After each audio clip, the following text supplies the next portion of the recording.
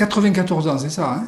Oui, 94 ça ans. fait une Je vais avoir 95 ans au mois de... Mais ils ne vont pas se vieillir. Oui. Au mois de janvier. Au mois de janvier, d'accord. Ça vous fait naître en 1911, donc juste avant la guerre 14.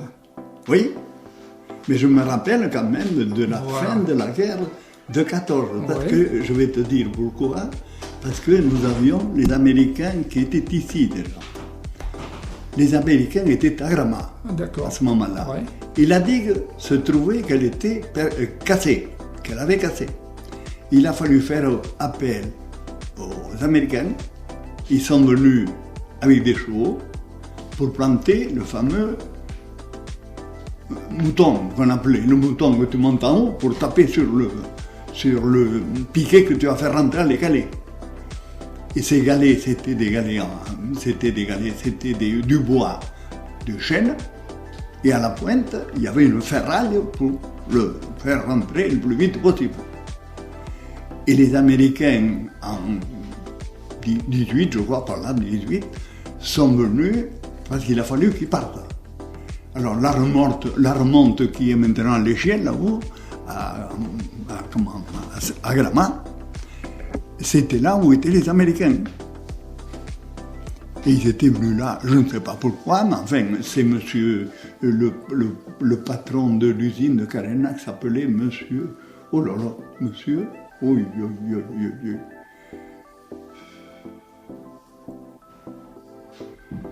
Ça me reviendra, mais là je ne me rappelle plus. Il était de 7 ans.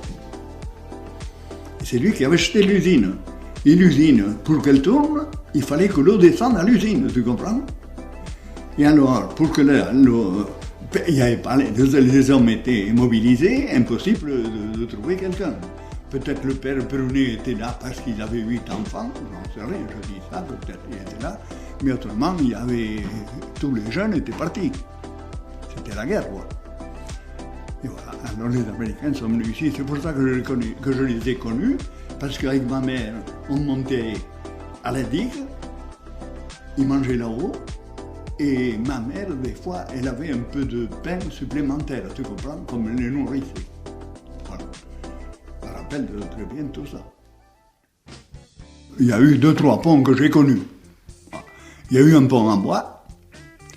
Ce pont en bois avait eu un accident avec un fardier. Il portait un fardier, c'est un machin pour porter les gros arbres, et un noyer derrière, et le pont a cassé. Les 2 bêtes sont tombées dans l'eau. Il y en a une qui est allée chez Madame Bazou, là-bas. Elle est montée sur le talus, et l'autre s'est tuée en tombant. Et c'était Turenne d'Oduna. Turenne d'Oduna, c'était au-dessus des grottes de Presque. Alors après, j'ai connu l'autre pont qui était en fer, et j'y ai même travaillé dessus avec M. Gauss, tout ça. C'était pour remonter le pont. Alors ça donnait un inconvénient, c'est que les gens avec les bêtes ne se voyaient pas d'un côté à l'autre. Ils étaient boutés comme ça, tu vois, pour avoir un peu plus de résistance. Et alors, souvent, les gens avaient des bêtes, c'était que des vaches, il n'y avait que l'emplacement que de vaches, quoi, c'était tout. Et en plus de ça, les gens ne se voyant pas, ils se disputaient des fois au milieu du pont, parce que les bêtes ne voulaient pas reculer. Alors il fallait défaire les bêtes, la charrette, une les amener là-bas et l'autre qui avance, parce que autrement il fallait se battre, c'est le cas de le dire. C'est comme ça pour le pont. Alors, et le 3e pont a été fait en 1940, bien entendu. Donc le 3e pont, c'est le pont actuel. C'est le pont actuel. Et c'est votre frère qui l'a fait. C'est mon frère qui était ingénieur, à ce moment-là, et qui avait fait le plan. C'est lui qui avait fait le plan du pont. Je l'ai vu à Vera quand il y était. Et c'était M. Chatin, le chef d'équipe. Parce que mon frère a été mobilisé pendant la guerre, tu comprends? Quand on dit, les jeunes disent que personne ne partirait, mais le gouvernement fait une chose. Commence à te rappeler par fascicule. On avait des fascicules, alors c'était le 21, le 22, le 23, alors il fallait se rendre tel jour à telle équipe, à tel endroit, à telle caserne. Et pour se rendre à telle caserne, petit à petit, tout le monde partait. Aujourd'hui, c'était 2, même c'était 3, ainsi de suite. Tu vois. On partait comme ça. Et une fois que tout le monde était parti, bien entendu, celui qui ne serait pas parti, on l'aurait dénoncé, parce que vous savez, dans une campagne, tout se sait. Et puis alors, en 1939, c'était le 2 septembre en 1939 que la guerre a été déclarée. Moi, je suis parti le 2 septembre 1939. Et voilà. Après, moi, je suis parti, j'étais à Paris, j'ai ramené ma femme ici. La voiture, je l'ai amenée là parce qu'on n'avait plus d'essence. On n'avait que 5 litres d'essence ou 10 litres par mois, c'était tout.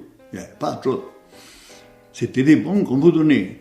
Et alors, il y a cette chose-là, j'ai laissé la voiture ici, chez M. Mélian, là-haut, tu vois. Elle était là-dessous, dans le garage, sur le marché, pendant 4 ans. Et quand je suis revenu, moi je suis revenu plus tôt, mais quand les voitures n'ont roulé qu'après 44, 45, à volonté à peu près, même peut-être 45, on avait de l'essence à volonté, parce qu'il n'y en avait pas. C'était toujours la même soir. Je suis posé.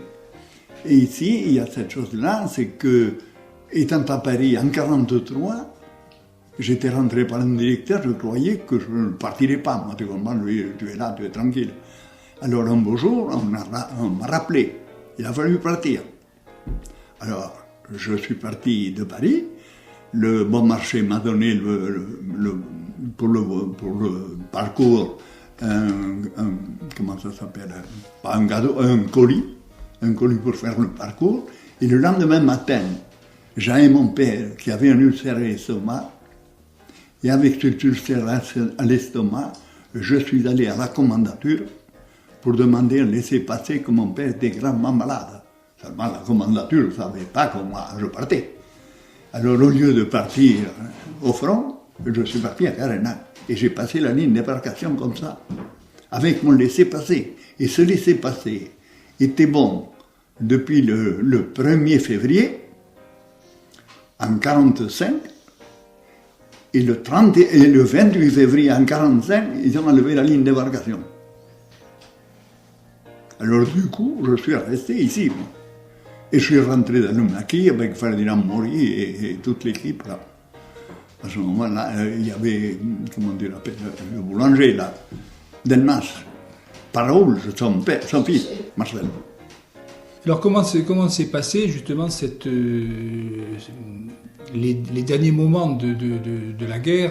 Il y a eu des parachutages dans la région, il y a eu des choses comme ça. Le parachutage, j'y suis allé moi l'après-midi, avec le camion, on est monté là-haut, j'ai pris des gens de Carénac, parce que Bertrand Chambaud, gardait le pont. Avec Châtaigne, ils étaient plusieurs, ils étaient 5 à 6.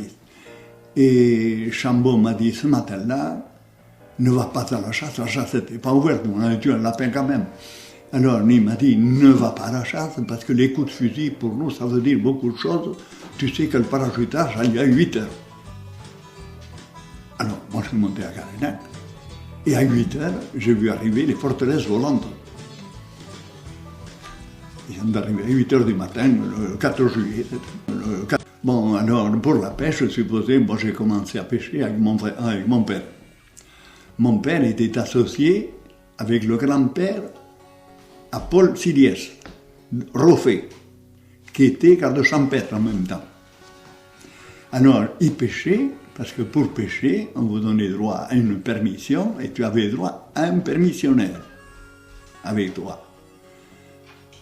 Alors, des réglementations, peut-être, il n'y en avait pas comme maintenant, parce que maintenant, il y a beaucoup de réglementations. Si tu as pas de licence, tu n'as pas le droit de toucher les filets. Tu peux ramener le bateau avec quelqu'un qui a l'autorisation. Tu comprends? Tandis qu'avant, ça se passait, il n'y avait pas de garde comme maintenant, il n'y avait rien de tout ça. Et quand dans la Dordogne, elle était beaucoup plus régulière que maintenant. Parce que si nous n'avons pas beaucoup de poissons, ça vient tout simplement des barrages. Les barrages font des à-coups tous les jours pendant la période de fermeture. Et pendant la période de fermeture, il faudrait que la température de l'eau soit chaude pour que le poisson puisse frayer. Parce que beaucoup de poissons, comme la truite, fraient peut-être avec 12 degrés. Seulement les autres poissons, il leur faut 18 degrés de température d'eau. L'été, elle arrivait à 22, 23, 24 degrés, la Dordogne, tu vois. Tellement bien que la Dordogne venait tout au trouble. Et c'est à ce moment-là qu'on profitait pour attraper les truites sur les sources. Parce que dans la Dordogne, il y a des sources qui naissent et que les pêcheurs ont connues comme ça, les uns après les autres. Moi, je connaissais, je ne sais pas combien de sources, à droite et à gauche. Je mettais un filet, un matin, si l'eau faisait 22, 23 degrés, la truite est obligée d'aller chercher la source pour vivre. Parce qu'elle ne peut pas vivre sans oxygène. Alors ça m'est arrivé de trouver 5-6 truites le même jour qui crevaient, des truites de 50 cm de long, parce que c'était des truites, on n'avait pas les moyens de les attraper. Les filets sont venus un peu avant la guerre, mais il n'y avait pas de filets avant. Il n'y avait que des tramailles, mais pas d'araignées. Et c'est avec les araignées qu'on les attrapait principalement. Alors voilà comment ça a commencé. Alors ici, nous pêchions, on avait le lot de Carénac, et c'était le C6, je crois que c'était à ce moment-là. Et on pêchait au-dessus de la digue et en dessous de la digue. On pêchait partout, tandis que maintenant, ils ont réservé les digues, les chaussées, tu n'as pas le droit de pêcher à 50 mètres de la chaussée. Ni en amont, ni en aval. Tu peux y passer, mais tu n'as pas le droit de mettre des filets. À Carénac, forcément, mes parents, c'était un restaurant qui était connu. Il y avait la Croix à ce moment-là, Marie-Laure qui était en bas. Mais nous autres, on était un peu plus connus. On avait à ce moment-là de Monzy, Malvy, le grand-père de Malvy, ça remonte pas la semaine dernière. Et alors, il y avait des gens qui venaient à s'insérer et faisaient comme maintenant, aller voir les alentours. Il y a même le président de la République qui est venu. Mais les rues comme la tienne, là, elle était supposée sur une terre, comment dire, une terre forte, quoi. Et il y avait dessus que des galets. Il n'y avait que des galets en étant là. Oui, moi je m'en souviens, mais... Oui, mais il n'y avait que des galets. Mais il y en avait même de gros. C'était pas goudronné, c'était rien de tout ça, bien entendu. Tout ça, c'est venu après. Les rues, vraiment, c'était à peu près pareil, des maisons qui ont disparu. Ça, c'est comme, oui, M. Comou, là-bas. Il y avait une maison à côté, là. Je ne sais pas si elle existait quand Georges l'a acheté. C'est Georges qui l'a... Il y avait Salamagne avant qui était là. Et il y avait une maison qu'on appelait... C'était un menuisier qui était là. Ce menuisier, il venait manger chez mes parents. Et ce soir, il s'amusait à jouer aux cartes, bien entendu. Et il est mort de sa belle mort en descendant dans le chemin de chez Delmas, là. On coupait la route pour descendre. Oui, oui. Le lendemain matin, mon bonhomme était étendu au milieu du machin, avec la cigarette à la bouche, tu vois, j'ai allé pour le voir. J'en ai vu les dernières, je crois que c'était en 33 ou 32 qu'elles sont descendues. Il y en avait les trois dernières, je crois, elles ont pas pu aller jusqu'à Bordeaux parce que la digue, le passage, le pas du roi, après, il y avait, parce que le pas du roi, il faut dire une chose, la digue était faite avec des rails de chemin de fer, de Décoville, des rails, des petits rails de chemin de fer, qu'on poussait les wagonnets, tu comprends? Alors, ils étaient plantés dans le sous-sol, et ça arrivait souvent que quelque chose s'était démoli et le bout sortait. Le bout sortait un petit peu quand il n'y avait pas assez d'eau. Et le bateau, en passant, s'attrapait le derrière et esquintait les planches parce que tous ces bateaux, c'était des bateaux tout à fait légers. Ils faisaient qu'un aller, ils ne remontaient pas. Alors, les bateaux étaient vendus là-bas, ils vendaient des planches, ils vendaient tout ce qu'ils portaient d'abord. Ils avaient 5 bateaux avec eux, en cas de naufrage, et 5 bonhommes sur chaque bateau. Et ils descendaient comme ça. Et alors ils venaient, quand il y en avait trop, ils allaient chez Marie-Laure, mais autrement, c'était presque toujours chez mes parents. Il a vécu chez toi, Fénelon? Ah oui, mais pas Fénelon. Le buste de Fénelon, oui, là, est resté... Je me comprends, quand même. est resté 10 ans ou 15 ans à la maison. Oui. C'était le syndicat, parce qu'il y avait un syndicat d'initiative à ce moment-là, Carennac. Ce syndicat d'initiative était dirigé par celui qui a fait celui que nous causions tout à l'heure, là. Barrière. C'était monsieur... Qui est? Non, celui qui a la maison, là, Tellier. C'est monsieur Tellier. Monsieur Tellier, c'était le directeur du crédit agricole de Carennac. Enfin, le directeur, c'était pas un crédit agricole, c'était, comment tu appelles ça, hein, pour avoir de la marchandise. Et alors, c'était de relinquat de la guerre de 14, des fils de fer en voiture, voilà, de la ferraille, tout ça, tu comprends? Et alors, c'est le syndicat qui le vendait. Et c'était vendu chez mes parents, là. Et M. Tellier a fait sa maison avec des fils de fer de la guerre de 14, que des arbres. Au Pouget, qu'est-ce qu'il y a? Et tandis que, si, au Pouget, mais au Pouget, tu avais de la vigne un peu partout, depuis l'entrée, là. Il y en avait d'abord chez c'est que tu avais la maison, là, chez, comment ça s'appelle, Birou. Oui. Chez Birou, on avait, et puis alors après, tu avais, comment ça s'appelle là-bas, du pont de Carennac. Bois. Après, tu avais Barrière qui en avait, Magal qui en avait, Delcaire qui en avait, oui. La Marchoune qui en avait, oui. Il y avait, comment tu l'appelles maintenant, il y avait Albert Bois qui en avait un, encore il y a un arbre dessus. Et alors, je faisais le facteur à ce moment-là. Je faisais le facteur parce que je remplaçais Freitz. Freitz, tu n'as pas connu le mari à Popo? Le père à Popo. Non, pas connu. Non. Alors le père à Popo, il était blessé, je crois, de la guerre de 14, il manquait le pouce. Ici, ce pouce-là. Et alors il